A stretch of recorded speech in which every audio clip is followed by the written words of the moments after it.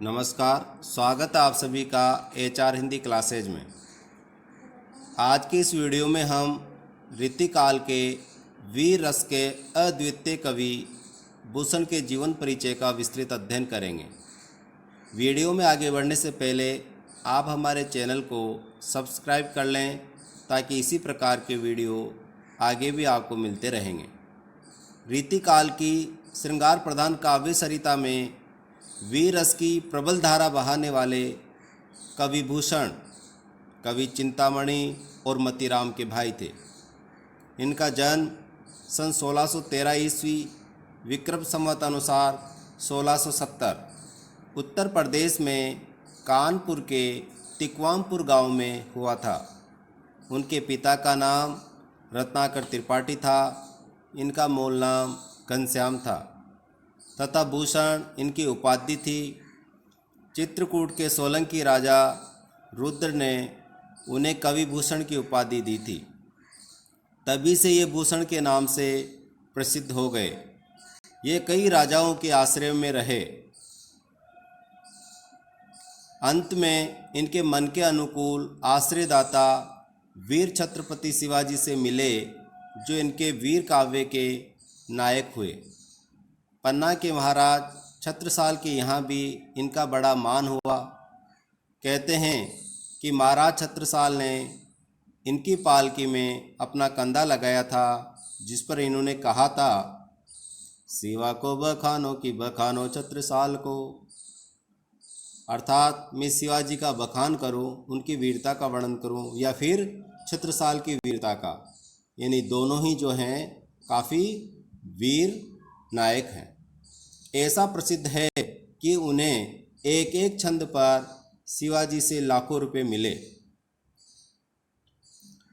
इनका परलोकवास सन 1715 ईस्वी विक्रम संवत अनुसार 1772 में माना जाता है।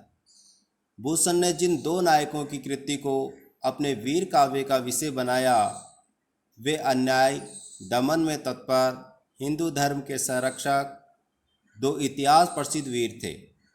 उनके प्रति भक्ति और सम्मान की प्रतिष्ठा हिंदू जनता के हृदय में उस समय भी थी और आगे भी बराबर बनी रही या बढ़ती गई।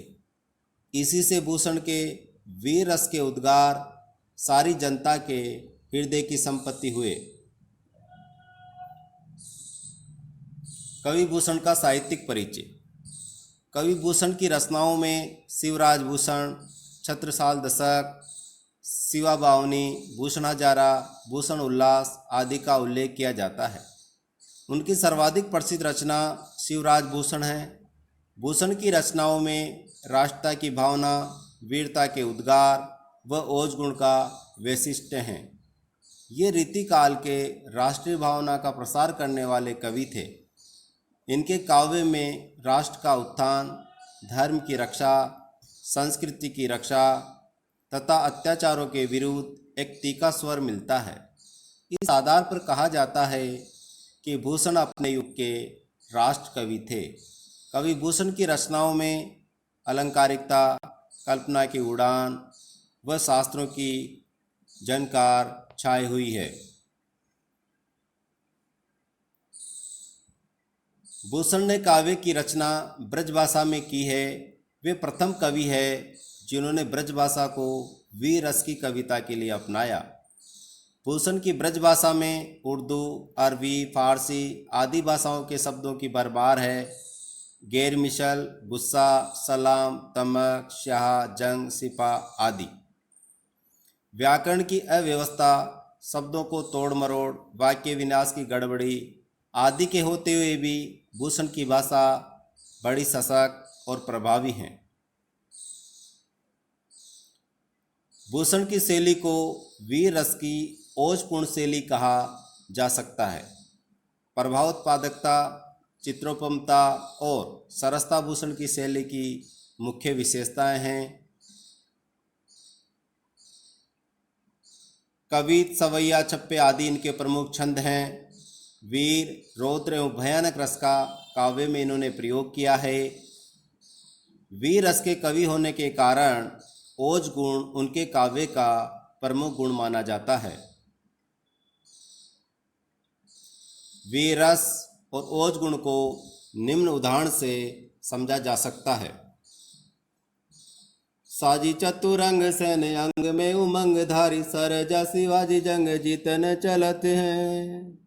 भूषण बनत नाद बिहद नगारन के, नदी नद मद गेबरन के रलत हैं। हेल फेल खेल बेल खलक में गेल गेल, गजन की ठेल पेल सेल उछलत हैं। तारा सो तरनी दूरी धारा में लगती जिमी, थारा पर पारा पारा वारियों हलत हैं। थारा पर पारा पारा वारियों हलत हैं।